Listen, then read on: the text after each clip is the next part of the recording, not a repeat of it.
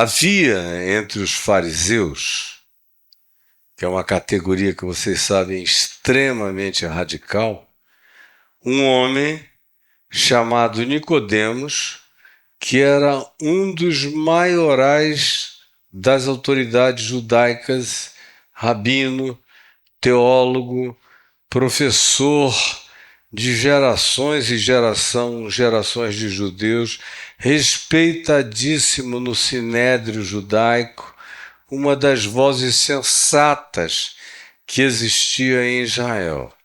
E esse homem, de noite, foi ter com Jesus e lhe disse: Mestre, sabemos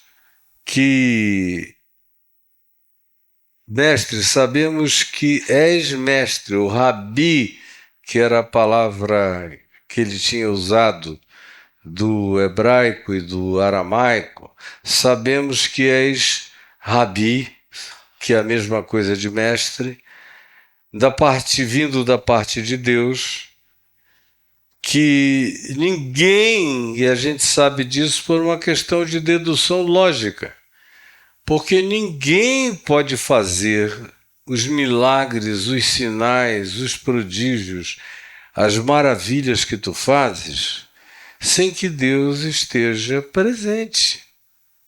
Por isso nós sabemos que tu és vindo da parte de Deus, só pode ser.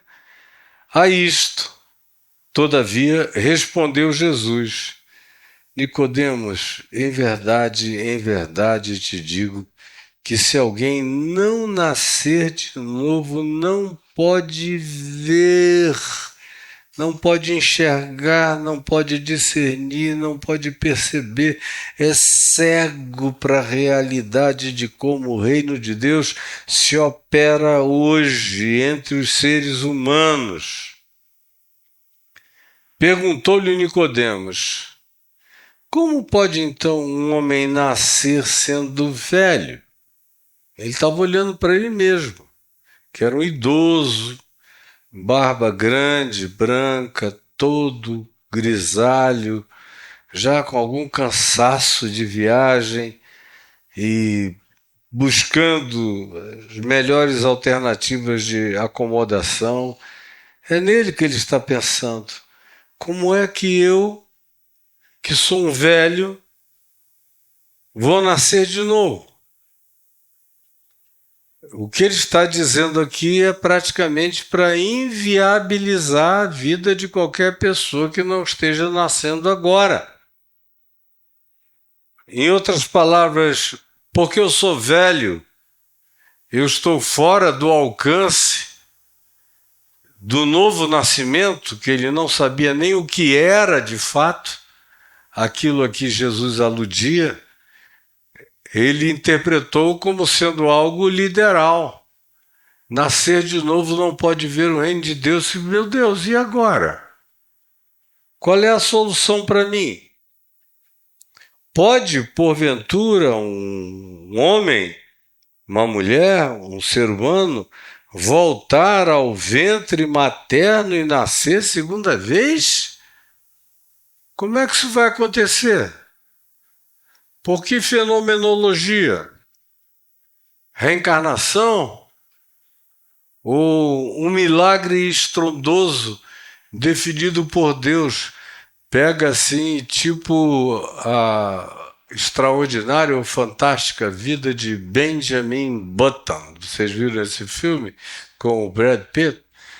Que ele inicia a vida velho e quanto mais velho ele fica, mais criança, mais jovem ele se torna.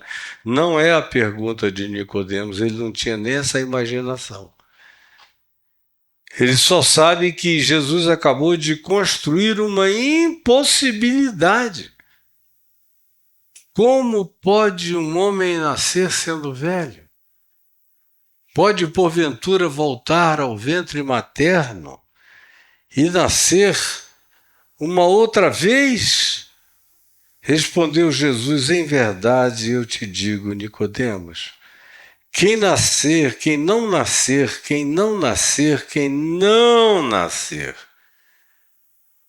nascer da água, quem não nascer do Espírito, Espírito. Espírito com E maiúsculo. Espírito Santo. Não do próprio espírito pessoal, mas de um espírito sublime, supremo, divino. Não pode entrar no reino de Deus. A primeira assertiva foi não pode ver, não enxerga. A segunda é não pode entrar. Então lhe perguntou Nicodemos, já angustiado, como então pode suceder isto? Me explica. Porque tudo que ele não quer é ficar de fora. Ele não foi fazer essa visita por mera curiosidade, e a declaração que ele fez aqui é sincera. Ninguém pode fazer o que tu fazes se Deus não estiver com ele. E do curso do Evangelho de João e dos outros 3 evangelhos, a gente vê a consistência de Nicodemos querendo sempre estar ao lado em defesa de Jesus contra todas as autoridades e a academia judaica. Aí Jesus então responde a ele, depois que ele está aqui, como pode suceder isto? Acudiu Jesus, é a palavra, foi um socorro. Jesus viu que o cara estava angustiado, foi ficando aflito, foi achando que havia uma declaração, um vaticínio que o excluía, porque ele já era velho e ele não conseguia nenhum mecanismo para voltar ao ventre da terra, da mãe, e nascer segunda vez. E além disso, aparentemente ele não defendia nenhuma tese reencarnacionista. E por último, Jesus estava falando de alguma coisa que de modo algum carrega a ideia de uma projeção futura, escatológica, de uma coisa guardada para um tempo adiante e por vir. Jesus está falando de ver, entrar, provar, experimentar, nascer de novo hoje. Tudo que Jesus está dizendo tem uma contemporaneidade existencial. E Nicodemos está sentindo que o chamado não é para quando ele morrer, não é para um milagre reencarnacionista, não é para qualquer solução de natureza teológico-especulativa que alguém pudesse inventar. Não, Jesus está dizendo, tem que acontecer com você, Nicodemos. E ele está aqui, como pode suceder isso? E Jesus vê a angústia e o acode. E olha como Jesus o acode. Tu és mestre em Israel, meu amigo, e não compreendes estas coisas. Em verdade te digo que nós dizemos o que sabemos e testificamos o que temos visto. Contudo, não aceitais o nosso testemunho. E o texto prossegue, ele vai embora, e é bom saber que o texto do verso 16, porque Deus amou o mundo de tal maneira que deu seu Filho unigênito, para que todo aquele que nele crê não pereça, mas tenha a vida eterna, foi falado a Nicodemos no ambiente desse contexto. Mas não é o caso aqui hoje. Hoje eu quero ficar apenas nessas primeiras 2 perguntas, especialmente na primeira, quando Jesus afirma, se alguém não nascer de novo não pode ver o reino de Deus. E aí no verso 4 ele pergunta, como pode um homem nascer sendo velho? Como pode um homem nascer sendo velho? Você pode repetir isso comigo? Como pode um homem nascer sendo velho? Para essas categorias aqui, só tem velho nesse lugar. Para essas categorias. Ali tem um que não é velho. Quantos anos você tem, meu amor? Você é filho do Jordan? Ah, muito lindinho. Eu conheço você na barriga da sua mãe. Viu? É, isso. Isso. Você é o único aqui, aparentemente, que está fora dessa descrição de Jesus e da pergunta de Nicodemos, como pode um homem nascer sendo velho? Quem mais aqui? Tem uma criança mais? Está ali, dormindo, desacordado. Então não fica preocupado não. Olha, ele até puxou o gorro, o hood dele, cobriu o rosto todinho, bota no ombro da mamãe. Eu estou dizendo uma coisa boa para você, que dentre todo mundo que está aqui, só tem duas pessoas que se salvam dessa pergunta: como pode um homem nascer sendo velho? Você tem uma resposta para essa pergunta? Nem você tem, né? Porque ninguém tem, de fato. Usando a lógica da linearidade, da cronologia, da etariedade, ou de qualquer outra natureza fenomenológica, isso teria que, se fosse uma visão espiritualista, iria ter que fazer você esperar não sei quanto tempo para renascer. Se fosse uma visão de qualquer outra natureza religiosa, também projetaria você para uma outra dimensão distante, mas Jesus está falando de algo que tem que acontecer hoje. E aí é que as coisas se tornam problemáticas para todo mundo aqui que só tem velho. Do ponto de vista psicológico, aqui está todo mundo viciado. Você consegue imaginar a quantidade de vícios que você tem? Vícios alimentares. Todos nós aqui somos viciados em alguma coisa. Todos. Vícios linguísticos. Gente que fala certas coisas e aí depois olha para você e diz: desculpe, que eu estou acostumado, eu não consigo evitar, quando essa situação brota, eu lasco mesmo esse palavrão desmedido. E tem gente que, para explicar isso, vai emendando um no outro, e aí no fim diz: ai meu Deus, foi a cultura na qual eu nasci. Tem vícios variados de tipos que às vezes nem você detecta. Vício de gostar de bad boy. Tem mulheres aqui que adoram um bad boy. Aquele cara que é quem mais apronta na vizinhança, na redondeza, na noite, na balada, não sei o que, é quem você mais fica de olho. Você adora um bad boy. E é um negócio que vem de longe. A vovó também gostava de um bad boy. A mamãe gostava. As minhas tias todas adoram um bad boy. Faz parte do sangue da família dizer: vem, meu bad boy. E aí vai. Isso se encrosta. Eu vejo às vezes mulheres que estão se relacionando com caras legais pra caramba e terminam. Eu digo: mas por que você terminou? Ele é muito legal. Eu digo: ah, sei, você está com saudade daquele bad boy que chega e te arrebenta todinha e você sai toda estrupiadamente completa. No teu vício, no teu fetiche de sofrimento psicológico. Todo mundo aqui tem vícios. Os mais variados. Vícios políticos.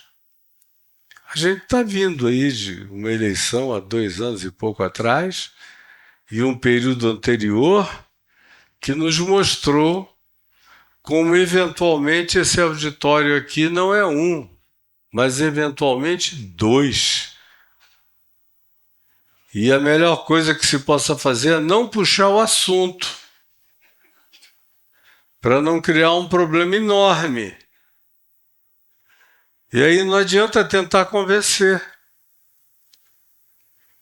E aí, para eu não ficar falando de vícios indefinida e interminavelmente, deixa eu parar aqui, por exemplo, no vício de natureza ideológica, política e religiosa, que são eventualmente os mais profundos. Eu tenho visto nos últimos anos algumas pessoas pararem de cheirar pó.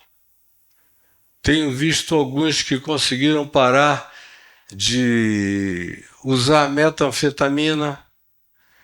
Tenho visto alguns que conseguiram parar de fumar cigarro, não por nenhuma razão espiritual, mas faz mal para o corpo, para a saúde, para a pele, para tudo quase, né? Então o cara tomou uma consciência e vou parar. Eu tenho visto até gente parar crack, cuja fama usou 1, 2, 3 vezes, a impregnação é tão violenta que é uma das coisas mais difíceis que tem de se largar. Mas tem muita gente largando, enquanto raramente eu vejo um indivíduo extremamente arraigado de um ponto de vista político, ideológico, que se fanatizou por algum candidato que fez dele o seu Cristo, Deus e Messias. Eu adoro, hein? Meu Jesus, é um homem inerrável, imbrochável, e invencível, imorrível, e é um negócio de uma divindade, de um demiurgo do Monte Olimpo. E se você argumentar qualquer coisa, você vai ser odiado por ele, como eu fui.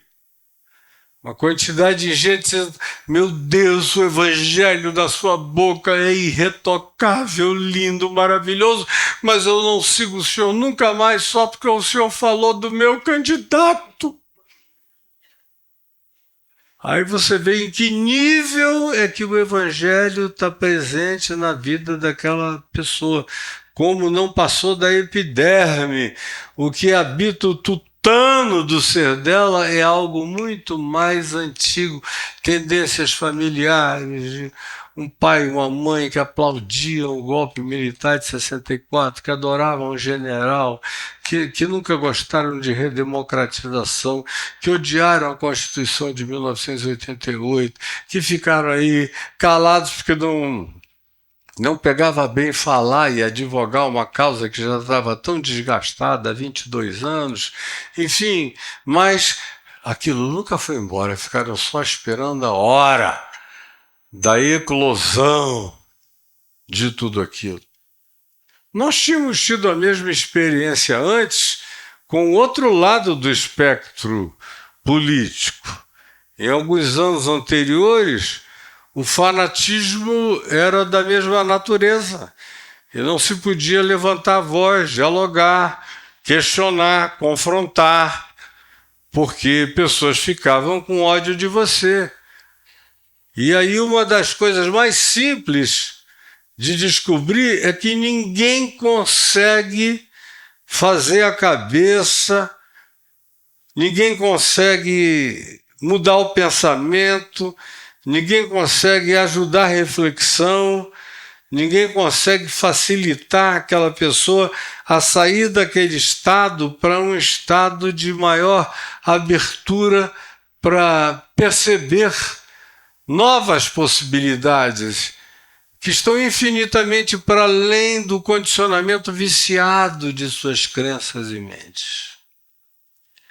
A mesma coisa, por exemplo, é religião. Se você chega e toca em algum dogma religioso de alguém, pelo amor de Deus, é paulada que vem de todos os lados, não interessa. Você pode ter ficado a sua vida inteira equilibrado, sensato e mansamente, mostrando para todo mundo uma posição equilibrada. No dia que você fala com mais veemência, topicamente, a respeito de um assunto que é pertinente a alguma crença religiosa de pessoas que assistem, o bombardeio, o apedrejamento é infalível. Eles quase que dizem: me perdoem, mas eu estou pedindo a Deus o direito de ficar com raiva do Senhor. É difícil mudar um homem velho, uma mulher velha. O que é um homem velho e uma mulher velha? Para esse processo de crença mental, de estruturação mental, isso começa muito antes de que a designação etária coloque você na faixa dos 60. A gente começa a se tornar mentalmente e psicologicamente arraigadamente velho as nossas crenças na adolescência. Eu me lembro que quando eu tinha 32 anos de idade, já viajava pelo mundo inteiro pregando e sempre tinha que ter um intérprete comigo, aquelas multidões, pregações no mundo inteiro, e eu ficava cansado, porque eu tinha uma intuição, eu entendia. Muitas vezes o que o cara estava traduzindo, ele estava me traduzindo mal. Aí eu parava e dizia: não foi isso que eu disse, diga exatamente como eu falei. Eu sabia a língua, não, mas eu intuía até a frequência da verdade do que eu falava.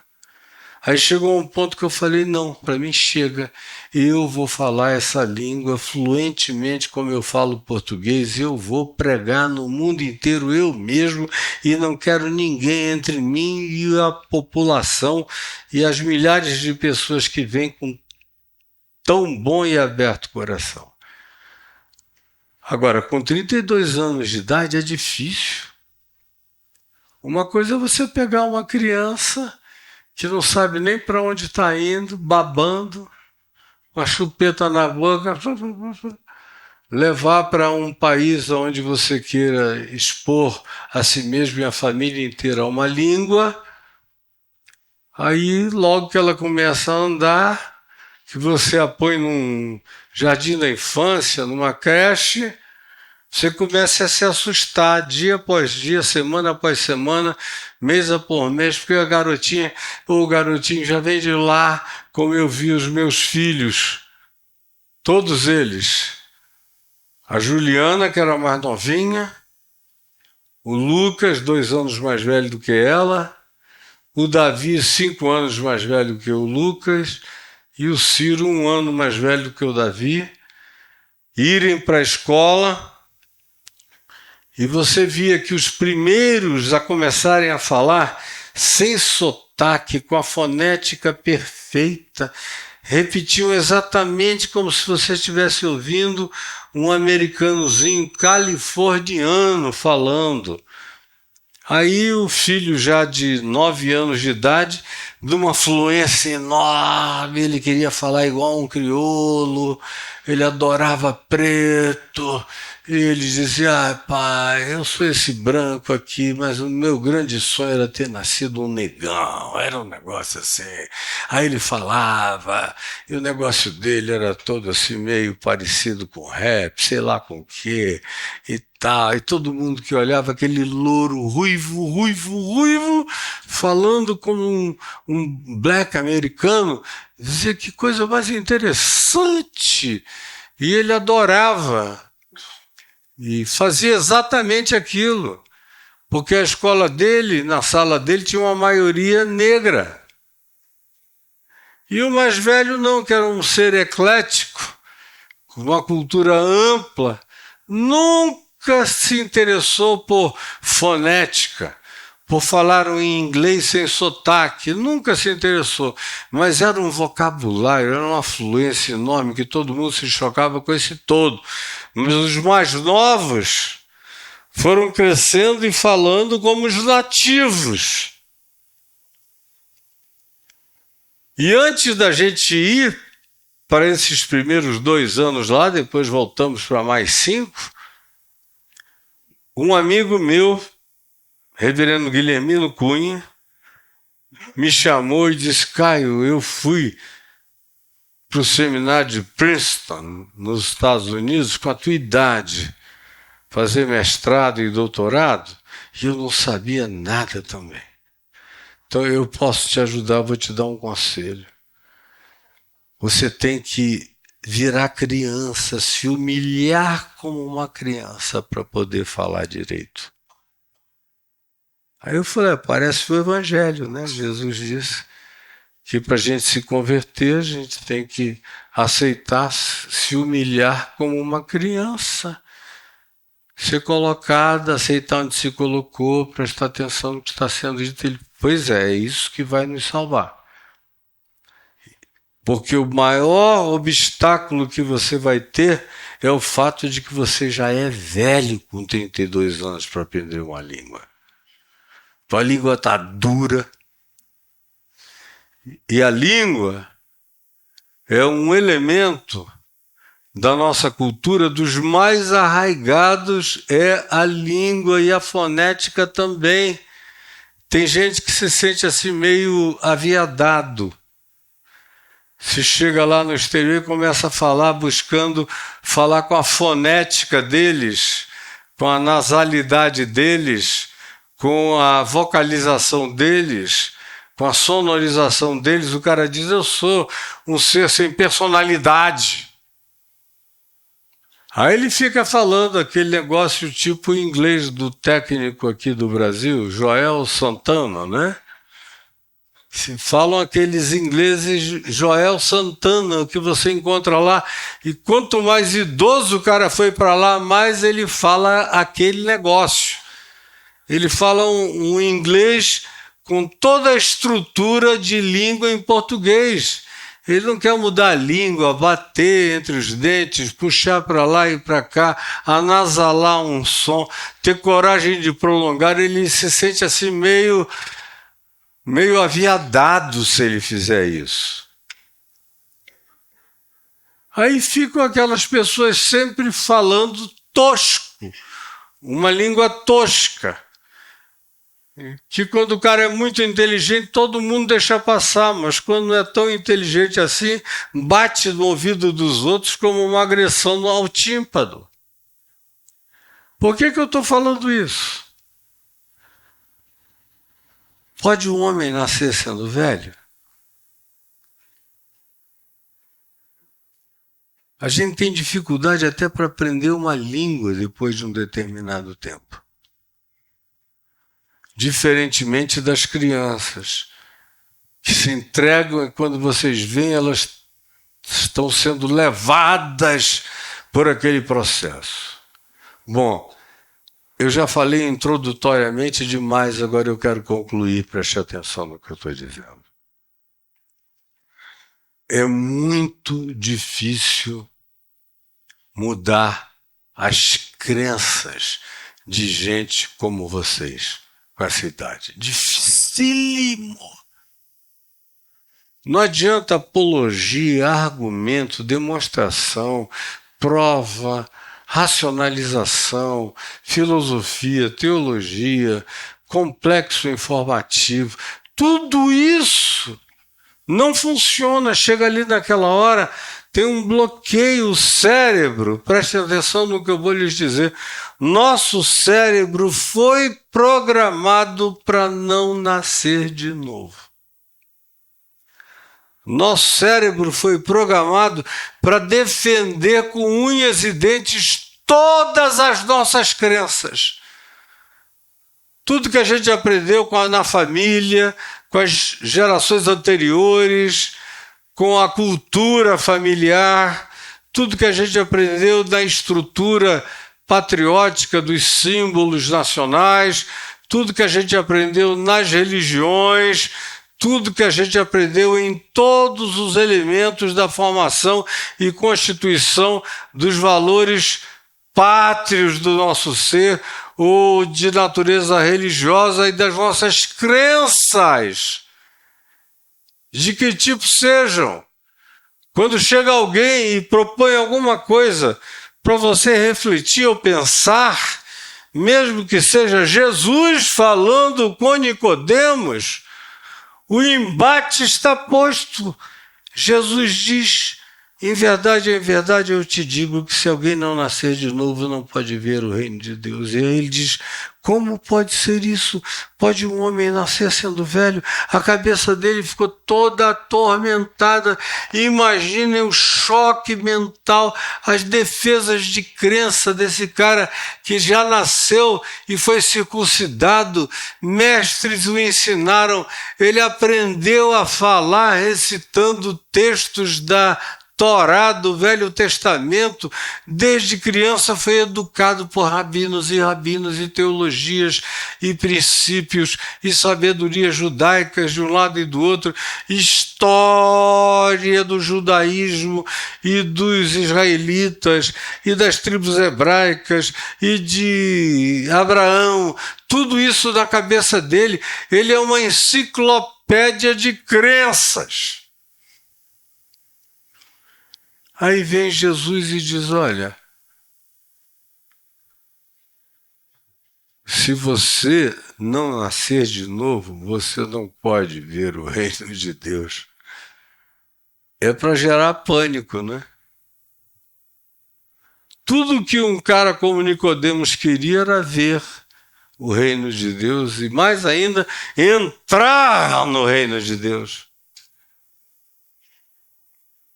E aí Jesus diz que para acontecer isso ele tem que nascer de novo.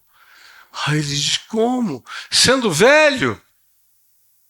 E aqui eu concluo para você. Só ele está dispensado para sair. Eu concluo para você dizendo: você imagina a quantidade de resistência neural, cerebral, sináptica que o seu cérebro faz para você acolher, por exemplo, as coisas que eu digo aqui? Olha, gente, que eu prego e eu prego.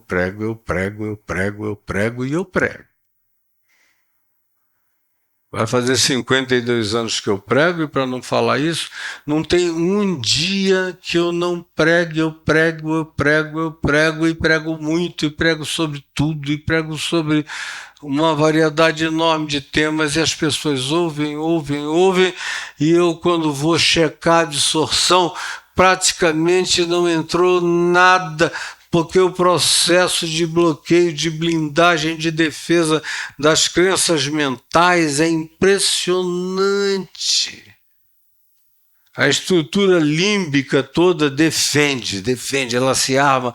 Quando ela ouve uma coisa diferente das crenças, ela pega a espada, ela puxa a lança, ela ergue o escudo, ela pega arco e flecha do lado, ela se prepara para a peleja, vou enfrentar de todos os modos, e quando ela não faz isso explicitamente, ela cria todos os bloqueios internos para não acolher.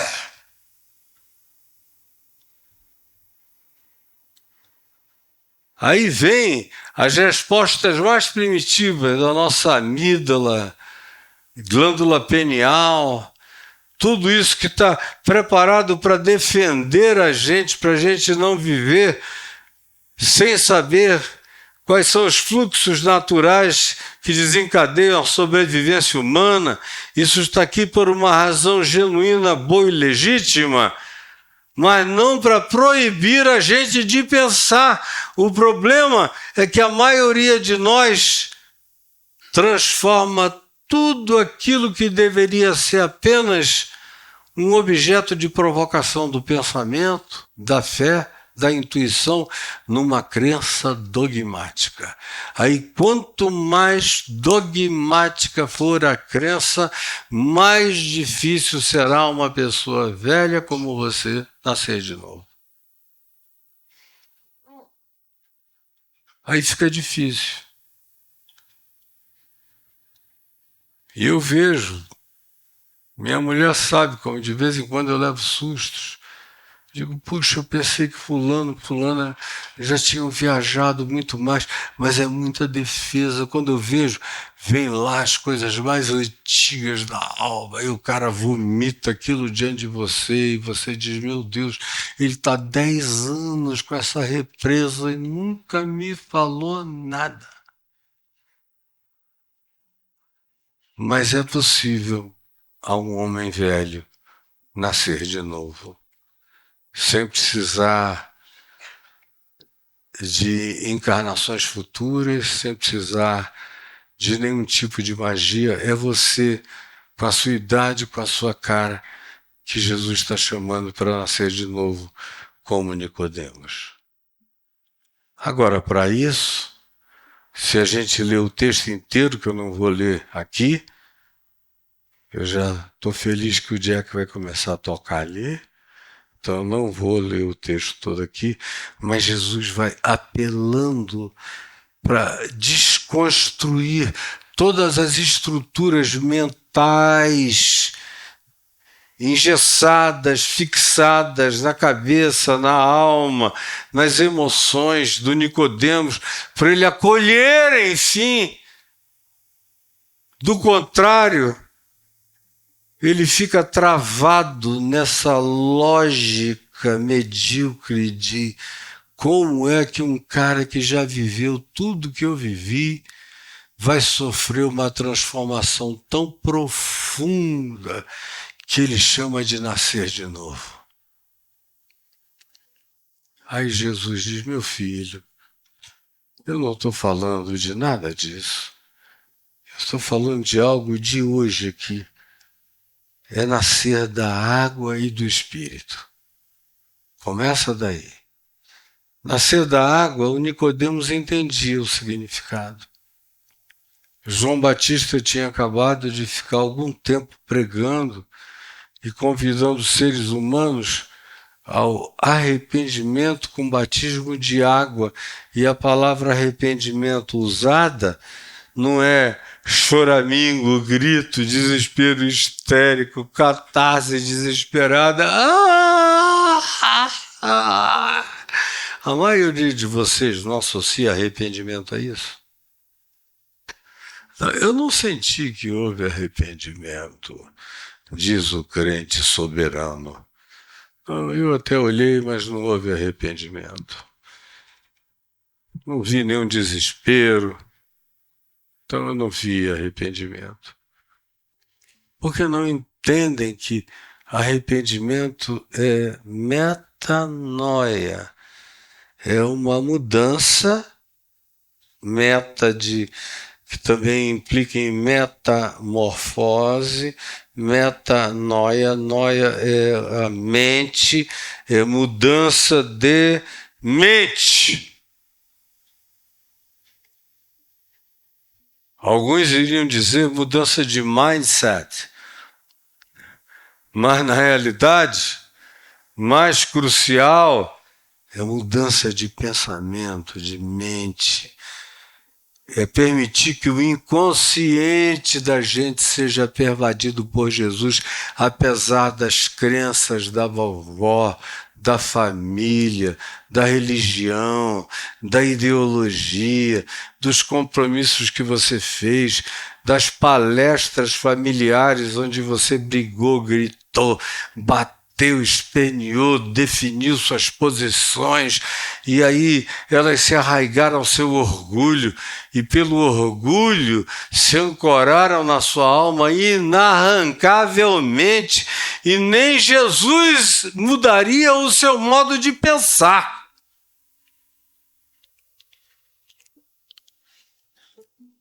Um homem velho só pode sofrer essa alteração que Jesus quer e pede de Nicodemos se ele tiver coragem de mudar a mente, rever valor por valor, significado por significado, dogma por dogma, crença por crença, porque tudo nele está programado para repelir qualquer coisa que provoque e que questione essas estruturas empedernidas que bloqueiam a mente e impedem o pensamento, a conversão e a transformação. Tem que nascer do arrependimento, tem que nascer da reflexão, tem que abrir a mente e dizer: Espírito Santo, eu me ofereço como uma criança, sem vícios, que não está falando há muito tempo, que nem tem vocabulário. Eu me ofereço assim. Eu quero abrir mão de tudo que eu acumulei, do que eu me orgulho, e me despir, e me deixar levar, instruir e conduzir. Tira de mim o medo de admitir o novo, de pensar, de acolher, de checar com a verdade proposta por ti, por mais que eu tenha arraigamentos religiosos, filosóficos, ideológicos, geracionais, culturais dentro de mim, que só estão atrasando a minha vida e impedindo o meu desabrochar para a eternidade. Nascer da água é nascer dessa metanoia. E nascer do Espírito é se submeter a essa convulsão do Espírito Santo que nos vira do avesso. Que enfia a mão na gente e puxa a gente ao contrário. Quando a gente vai ficando velho, tem coisas que a gente diz: isso aqui eu não negocio nunca mais na minha vida. Eu sei, porque de vez em quando eu me apanho nesse estado, né? À medida que eu fui ficando mais velho. É uma tentação enorme em relação à qual eu peço ao Senhor que me ajude a mudar e a ter coragem de mudar até o último dia da minha existência. Se eu estiver morrendo e eu tiver uma percepção nova, eu quero abraçá-la da mesma hora. Eu quero existir mutante, nascendo da água, do novo mindset, da metanoia, da transformação de valores, e aberto para que o Espírito Santo me reavesse tantas vezes quantas ele deseje. Ele me puxa ao contrário, ele me exponha para mim mesmo, para que o meu processo seja contínuo e dia a dia, geração a geração, eu enxergue melhor os significados do reino de Deus. E eu entre nele, já desde hoje. O convite de Jesus a Nicodemos é para que ele não espere uma escatologia vindoura. Entra já! Enxerga, entra, toma posse. Isso você só vai conseguir se abrir o seu coração para as transformações que a minha consciência, que a minha palavra, que o meu ensino de vida provocar em você, e você não tiver medo de, como uma criança, se submeter. Do contrário, gente, nós vamos viver assim frankensteinianamente, com coisas de Cristo em nós, manchas de Cristo em nós, mas o todo, o novo nascimento, essa criatura nova, como Paulo diz, escrevendo em 2 Coríntios, no capítulo 4, de trevas resplandeceu luz, quando Deus nos chamou do caos da existência, sem forma e vazia, e nos chama para a luz de Cristo. E assim, hoje, a gente pode ver a face de Deus iluminada no rosto de Cristo, enquanto nós vamos sendo transformados. Todo dia, quando eu dou razão a Deus, quando eu me curvo, quando eu aprendo como uma criança a falar a fala de Deus, a fonética de Deus, a fonética do Evangelho, o vocabulário espiritual do Evangelho, os valores do Evangelho. Eu não estou falando de vocalizações externas, eu estou falando, vocês sabem, de um conteúdo aqui dentro que nem sempre nos habita e para o qual a maioria de nós já se declara velho demais para mudar. Você está velho demais para mudar? É o que você diz para sua mulher, pelo menos. Não é? Pô, para com isso, né? Você já sabia? Tá, eu fui lá, eu ouvi. Legal, mas eu não quero, cara. Tô aqui, eu sou filho do meu pai, tá pensando o quê? Ser filho de Deus é legal, mas é melhor ser filho do meu pai, porque eu não tenho que fazer esforço nenhum, é só deixar a bagaceira seguir. Pode uma pessoa como você nascer de novo? Pode um velho, uma velha nascer outra vez? Vá para casa pensando nisso. E passe a semana, preferencialmente, perturbado por essa ideia. E veja a quantidade de vícios que brotam de você o tempo todo. Você é uma gambiarra de vícios que você não quer nem enxergar. Mas ao mesmo tempo você diz, eu sou born again. Sou nascido de novo. Porque eu sou crente. Eu sou evangélico. Fui batizado. Aqui a gente não pode nem te ajudar dizendo dou o dízimo, porque você não dá nada mesmo, né? Não além de tudo, é um pessoal que não participa com nada. Mas vá vivendo essa vida sem a pergunta de Nicodemos, que pelo menos era muito superior à acomodação de quase todos nós aqui. Eu não vou apontar nenhuma solução facinha, você já sabe o que você tem que fazer. Tem que nascer da água, da metanoia e se entregar para essa operação de avessamento da mente, da consciência, trazendo o interior todo para a luz, e o que sobrar é Jesus que você pode internalizar e continuar vivendo, nascido de novo na graça de Deus. Vamos ficar em pé.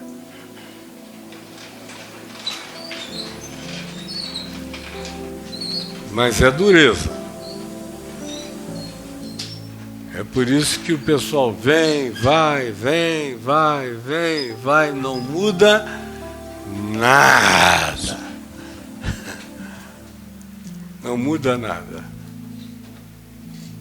Até quando vai ficar assim, sem mudar nada? Ou muito pouco. Senhor Jesus, eu senti desejo de compartilhar essa experiência humana e do Evangelho e da dificuldade de transformarmos o nosso processo cognitivo, emocional, afetivo, íntimo, de valores e significados no coração, porque a gente tem vocação para transformar tudo em tábuas de pedra dentro de nós, em vícios de estimação, em cultos às nossas idiosincrasias e deformações. A gente adora algumas das nossas doenças e a gente não quer nascer de novo. A gente quer uma máscara, a gente quer aprender alguns maneirismos de inserção social, a gente quer apenas superficialidades.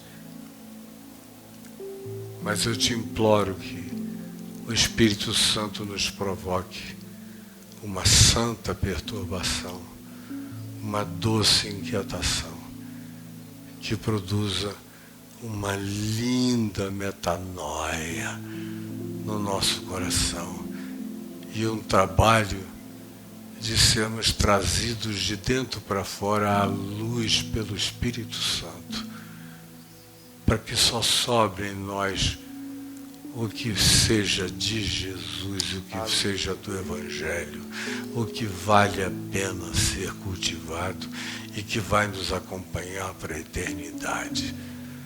É o que eu te imploro, por mim e pelos meus irmãos e irmãs, em nome de Jesus. Amém e amém. Dilson, vem aqui que hoje é dia da ceia do Senhor e eu tinha esquecido, viu, Dilson? Senão teria falado menos. Ninguém saia, por favor. Olha, o Chico já vem servindo, ele não tem nem essa história de perguntar nada, olha, é isso mesmo. A gente já sabe tudo, então peguem o pão e o vinho.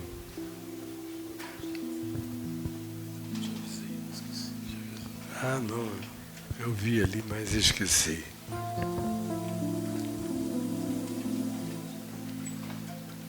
Porque Paulo dizendo, eu recebi do Senhor o que também vos ensinei, que o Senhor Jesus, na noite que foi traído, tomou o pão e, tendo dado graças, partiu esse pão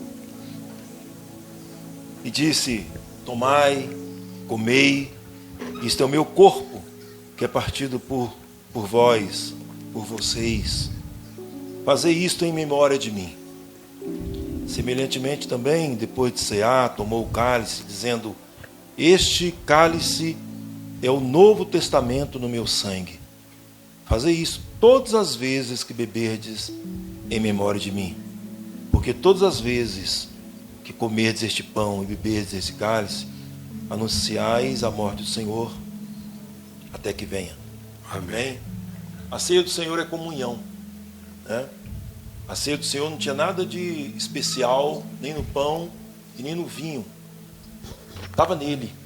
Ele era especial, ele é especial. E os judeus tinham o hábito de não comerem com estranhos. Por isso que naquela história de Emaús, eles se espantam, né? Porque eles convidam um estranho para comer com eles, porque o coração deles de alguma forma estava ardendo e estava se familiarizando com aquele até então estranho. Quando eles o reconhecem, ele desaparece e eles falam, teu coração não ardia? E é interessante porque nós aqui agora, nesse momento, é um momento de comunhão. A gente está comungando uns com os outros, comendo desse corpo e bebendo desse vinho, com toda alegria na nossa alma. Amém? Amém. Então nós vamos, nesse momento, comer do pão. Eu vou reler o que ele disse.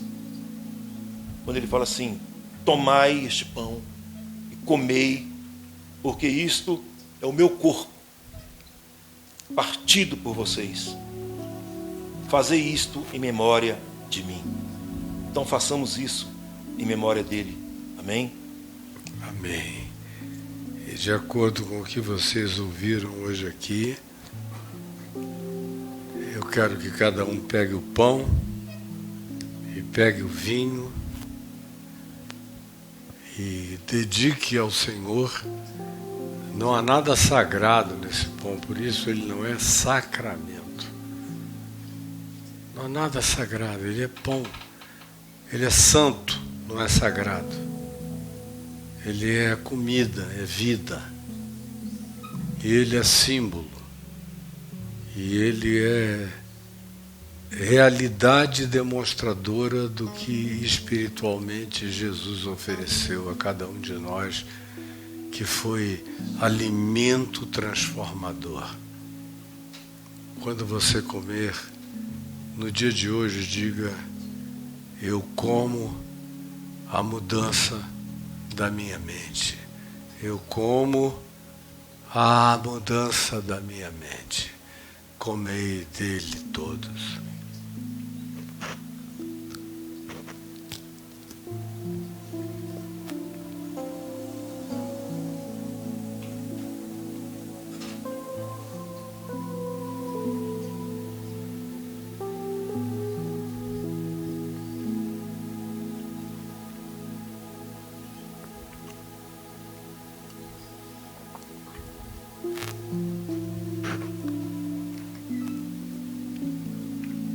depois de haver comido o pão, Jesus distribuiu-lhes o cálice, dizendo-lhes: este cálice é a nova aliança no meu sangue.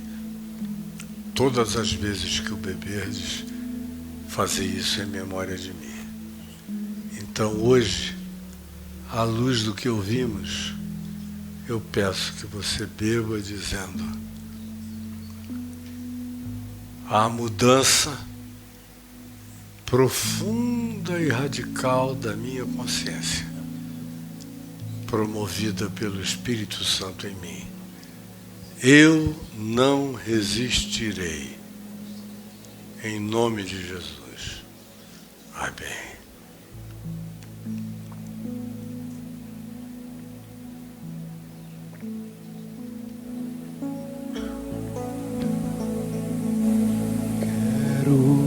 Voltar ao início de tudo, encontrar-me contigo, Senhor,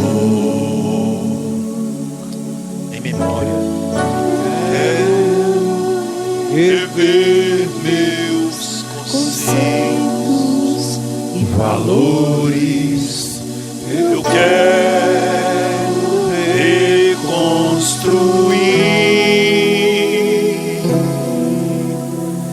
Vou regressar ao caminho, vou ver as primeiras obras, Senhor. Eu me arrependo, Senhor. Me arrependo, Senhor, me arrependo, Senhor. Eu quero voltar ao primeiro amor, ao primeiro amor. Eu quero voltar a Deus.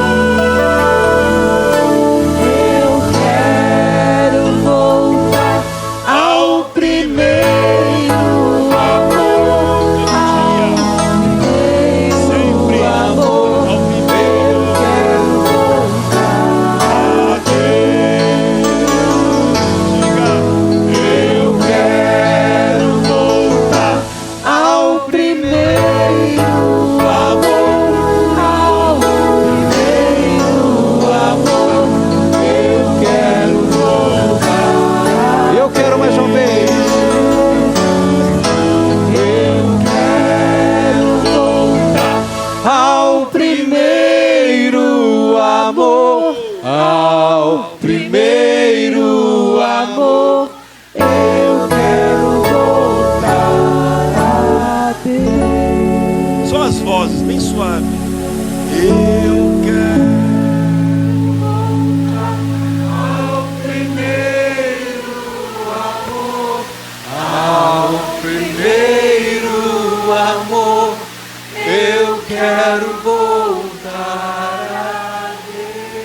Só mais uma vez. Eu quero.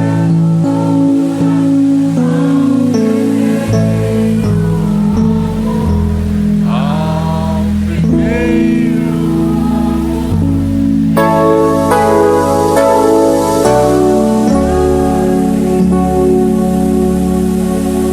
Aleluia, aleluia, aleluia. E que Deus nos abençoe. Uma boa semana para todos nós.